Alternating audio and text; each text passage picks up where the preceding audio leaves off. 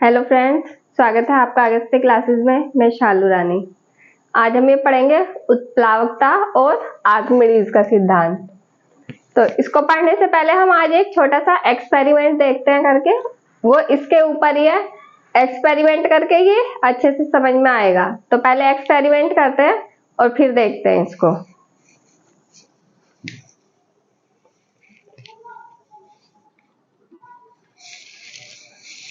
जैसे ये मेरे पास एक बॉक्स है और इसमें पानी भरा हुआ है। अब ये बैलून है और ये बैलून हम इसमें डुबोएंगे तो ये देखो क्या होता है। इसमें मैं इसको इसमें डुबो रही हूँ, प्रेशर लगा रही हूँ थोड़ा सा इस पे, इसको डुबो रही हूँ। लेकिन जैसे ही मैं इसको छोड़ रही हूँ तो ये ऊपर आ जाएगा। इसको मैंने ऐसे डुबो दिया और छोड़ते ही ये ऊपर आ गया एकदम से। तो इसमें क्या हो रहा है, ये किस कारण से ऊपर आ रहा है, इसी के ऊपर है ये आज का टॉपिक। ये मैंने डुबोया, जब मैं इसको नीचे डुबो रही हूँ तो ये ऊपर की तरफ प्रेशर लगा रहा है थोड़ा सा ऊपर आने के लिए, तो ये ऊपर आ जाएगा छोड़ते ही फिर उस प्रेशर के कारण। इसको मैंने दबाया और ये छोड़ा, ये ऊपर आ गया। तो ये किस कारण से हो रहा है इसको समझते हैं हम। इसमें जो ये पानी है ये प्रेशर लगा रहा है, वो प्रेशर क्या है उसको देखते हैं।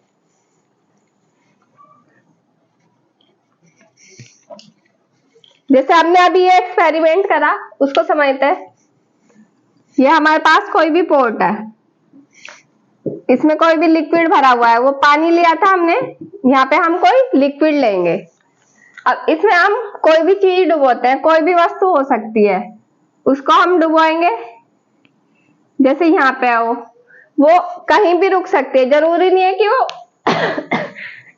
सॉरी, जरूरी नहीं है कि वो ऊपर ही चली जाए, वापस डुबोने के बाद ऊपर ही चली जाए। वो बीच में भी रुक सकती है या नीचे तक भी आ सकती है। लेकिन ये जो लिक्विड है उस पे एक फोर्स लगाता है, बल लगाता है।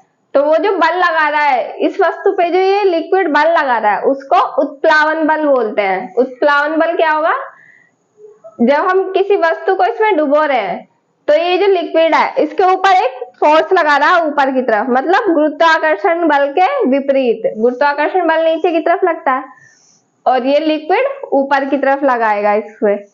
तो ये जो बल लगा रहा है वही उत्प्लावन बल कहलाता है। और ये जो इसका गुण है, लिक्विड का, द्रव का गुण है जो ये इस पे बल लगा रहा है, इसको उत्प्लावकता कहते हैं। तो इसकी डेफिनेशन लिख लेते हैं अब पहले हम।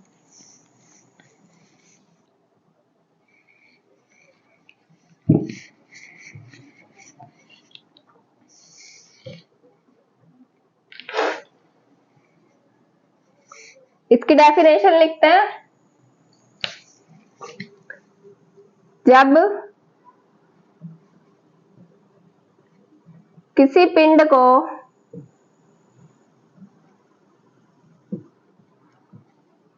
द्रव में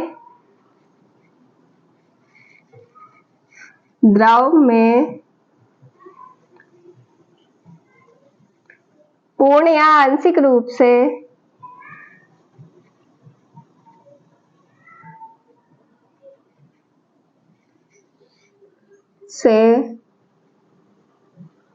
डुबोया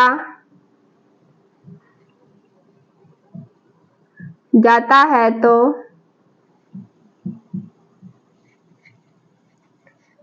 द्रव द्वारा पिंड पर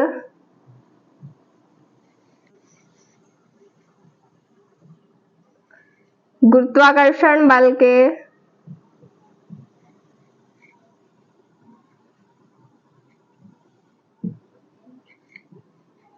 विपरीत दिशा में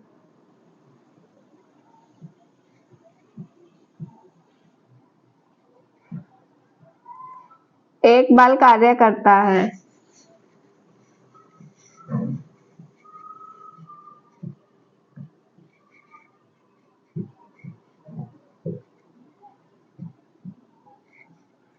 जिसे उत्प्लावन बल बोलते हैं।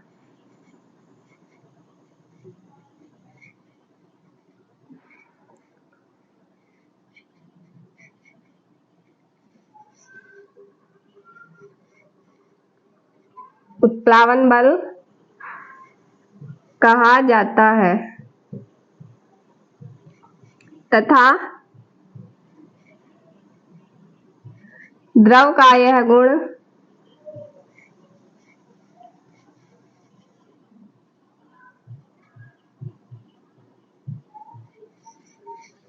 उत्प्लावकता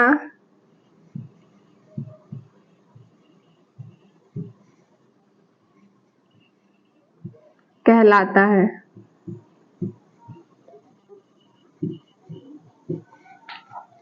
तो ये डेफिनेशन है इसकी उत्प्लावकता की। जब किसी पिंड को द्रव में पूर्ण या आंशिक रूप से डुबोया जाता है, कोई भी हम पिंड लेंगे उसको द्रव में डुबोएंगे, या तो वो पूर्ण तरह से डुबो देंगे या थोड़ा सा डुबोएंगे, तो फिर क्या होगा, उसमें डुबोया जाता है तो द्रव द्वारा पिंड पर, जो द्रव है उससे पिंड पर, वस्तु पर गुरुत्वाकर्षण बल के विपरीत, गुरुत्वाकर्षण बल नीचे लगता है तो उसके विपरीत दिशा में ऊपर की तरफ लगेगा। विपरीत दिशा में एक बल कार्य करता है जिससे उत्प्लावन बल कहा जाता है।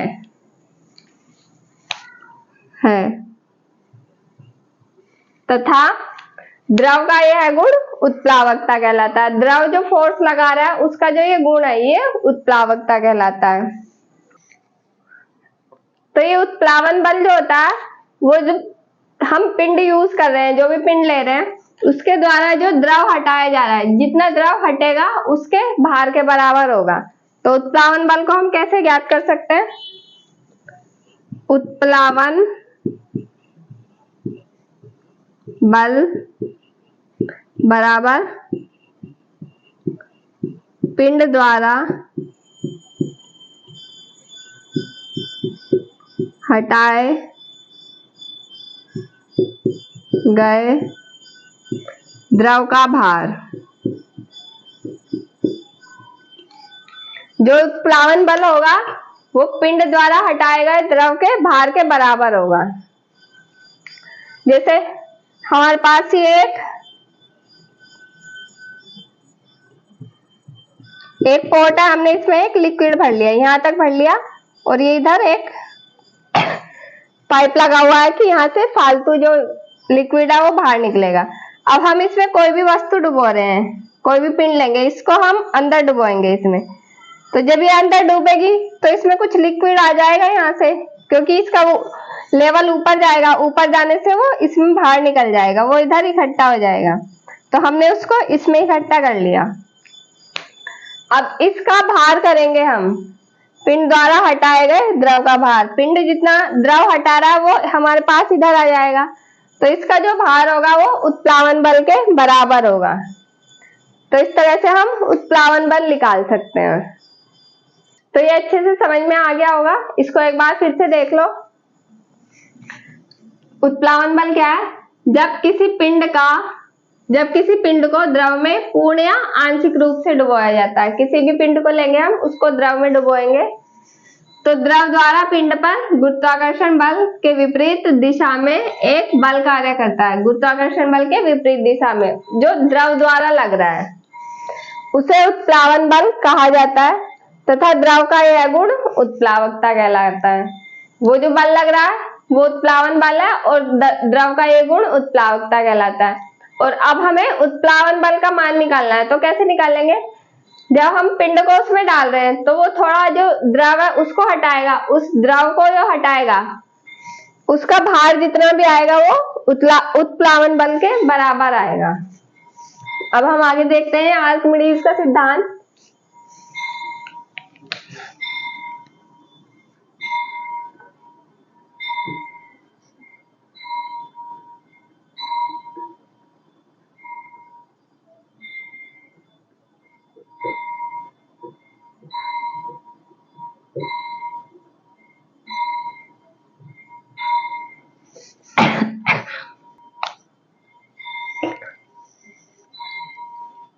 तो आर्किमिडीज ने क्या बताया कि जैसे हमने लिक्विड लिया था उसमें हम कोई भी वस्तु डाल लेते हैं, अंदर डाल लेते।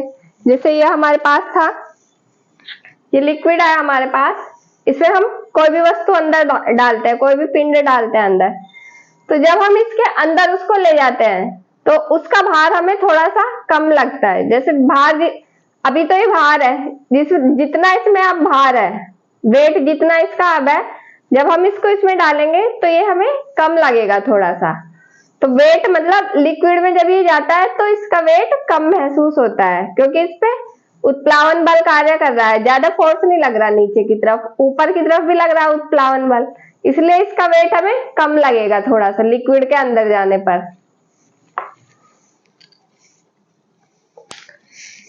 तो आर्किमिडीज ने यही बताया था कि जब हम किसी भी पिंड को किसी द्रव में डुबोते हैं तो उस पर उत्प्लावन बल लगने के कारण उसके भार में कुछ कमी प्रतीत होती है। वो परमानेंट कमी नहीं होती, बस वो लगती है, आंशिक रूप से लगती है कि हाँ कुछ कमी महसूस हो रही है, लेकिन वो होती नहीं है परमानेंट। तो आर्किमिडीज ने यही बताया था कि जब किसी पिंड को हम किसी द्रव में डुबोएंगे तो उसके भार में कुछ कमी प्रतीत होती है, इसे ही आर्किमिडीज का सिद्धांत कहते हैं। तो इसकी डेफिनेशन लिख लेते हैं।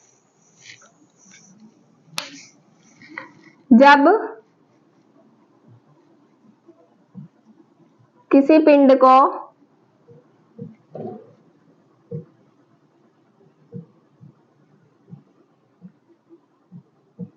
किसी द्रव में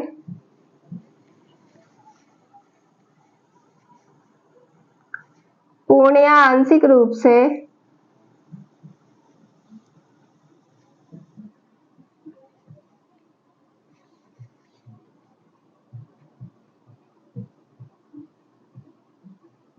डुबोया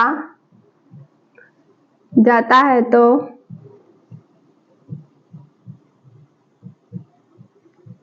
उस पर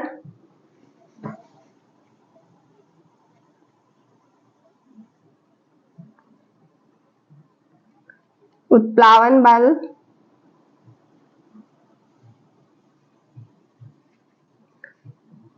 कार्य करता है,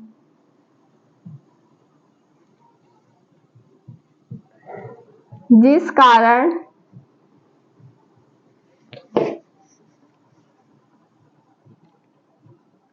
उसके भार में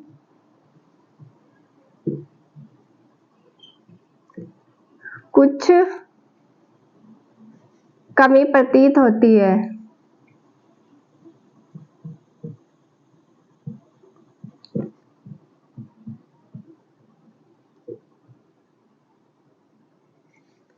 यह कमी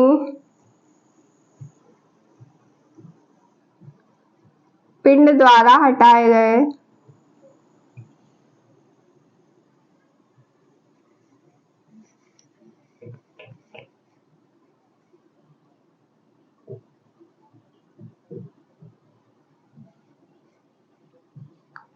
द्रव के भार के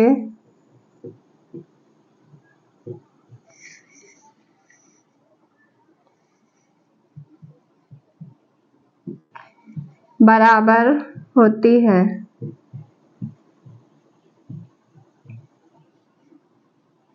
यही आर्किमिडीज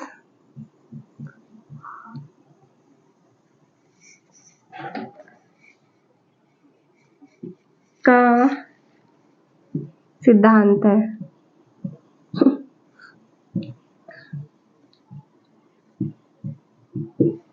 तो इसकी डेफिनेशन बनेगी। आर्किमिडीज ने क्या बताया, जब किसी पिंड को किसी द्रव में पूर्ण या आंशिक रूप से डुबोया जाता है, कोई पिंड लिया हमने, उसको किसी द्रव में डुबोया, तो क्या होगा उसमें, तो उस पर उत्प्लावन बल कार्य करता है, उत्प्लावन बल लगेगा, जिस कारण उसके भार में कुछ कमी महसूस होती है, उसका भार कुछ कम लगता है। यह कमी पिंड द्वारा हटाए गए द्रव के भार के बराबर होती है।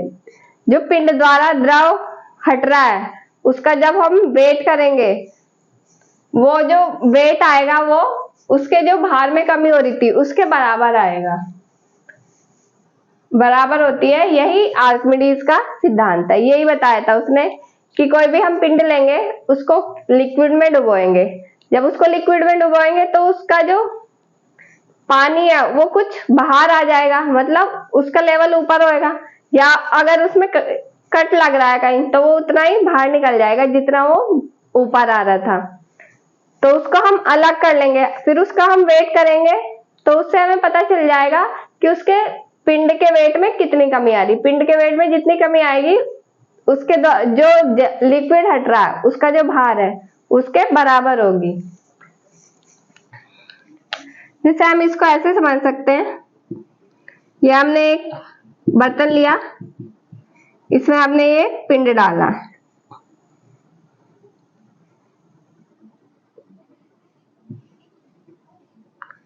जब हम इसमें ये डालेंगे तो यहाँ से लिक्विड कुछ बाहर निकलेगा, ये लिक्विड यहाँ पे आ गया।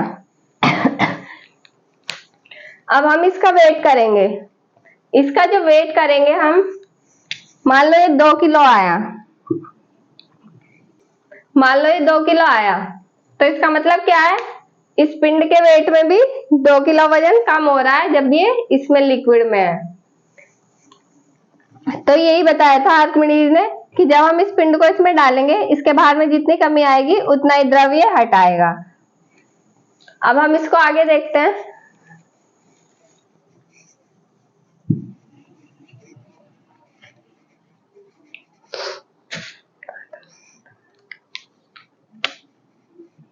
अब देखते हैं ये निर्भर किसके ऊपर करता है।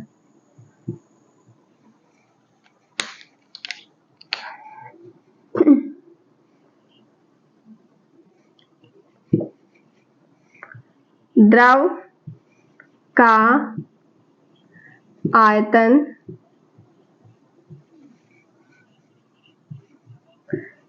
पिंड की प्रकृति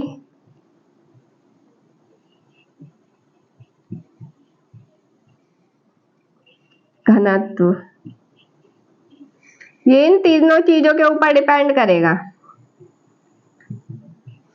द्रव का आयतन मतलब आयतन कितना है उसका, पिंड की प्रकृति, पिंड किस प्रकृति का है, और घनत्व, पिंड का घनत्व या लिक्विड का घनत्व, इन तीनों के ऊपर ये डिपेंड करता है। अब हम देखते हैं आगे।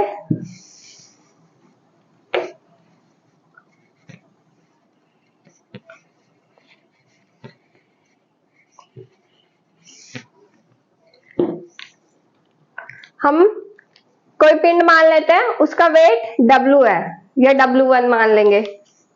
माना पिंड का भार W1 व द्रव में डुबोने पर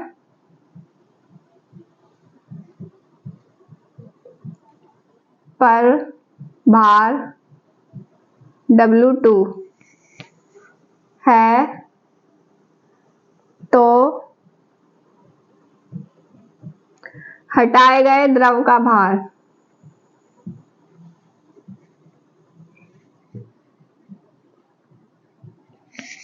तो इसको कैसे सोल्व करेंगे।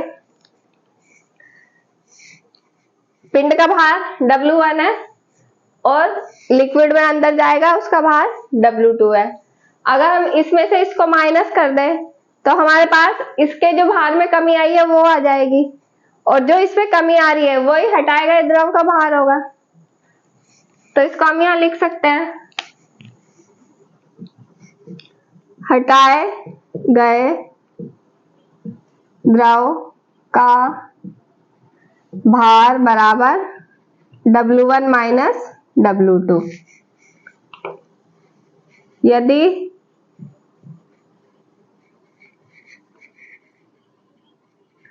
द्रव का द्रव्यमान m व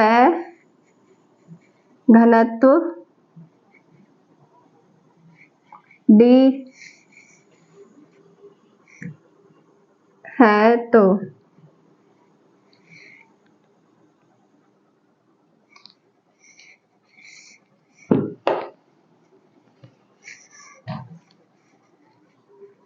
यदि द्रव का आयतन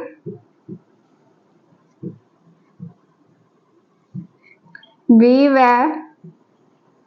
घनत्व D है तो द्रव्यमान, यदि द्रव का आयतन V है और घनत्व D है तो उसका द्रव्यमान क्या होगा? द्रव्यमान बराबर dV, द्रव्यमान बराबर dV आ जाएगा। आयतन और घनत्व की मल्टीप्लाई हो जाएगी तो हमारे पास द्रव्यमान आ जाएगा। ये द्रव्यमान का फॉर्मूला होता है। और अगर हमें इसका भार निकालना है, द्रव का भार बराबर, ये द्रव्यमान आया हमारे पास m, और अगर हमें इसका भार निकालना है तो भार के लिए फॉर्मूला होगा mg। m की वैल्यू dv है हमारे पास, तो यहाँ पे रख देंगे इसकी वैल्यू इक्वल टू dvg। तो ये भार आ गया हमारे पास, द्रव का भार dvg, और ये भी हमारे पास भार था द्रव का, हटाएगा ये द्रव का भार W1 माइनस W2। तो अब हम इन दोनों को बराबर रख सकते हैं क्योंकि ये भी द्रव का भार है और ये भी द्रव का भार है, हटाएगा ये द्रव का भार। तो अब क्या होगा? W1 minus W2 equal to dVg। ये हमारे पास फॉर्मूला आ गया। अब क्योंकि हटाए गए द्रव का भार ही वस्तु के भार में कमी है तो हम इसको यहाँ ऐसे भी लिख सकते हैं, वस्तु के भार में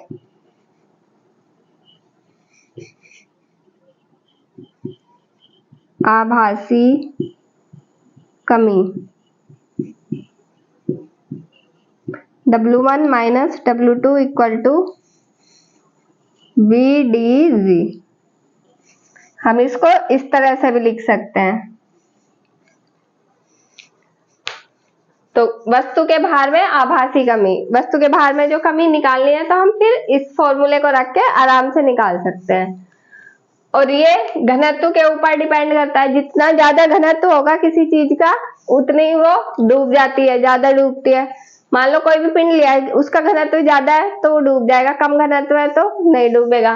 तो ये घनत्व के ऊपर डिपेंड करता है कि कौन सा पिंड उसमें डूब रहा है और कौन सा नहीं डूब रहा।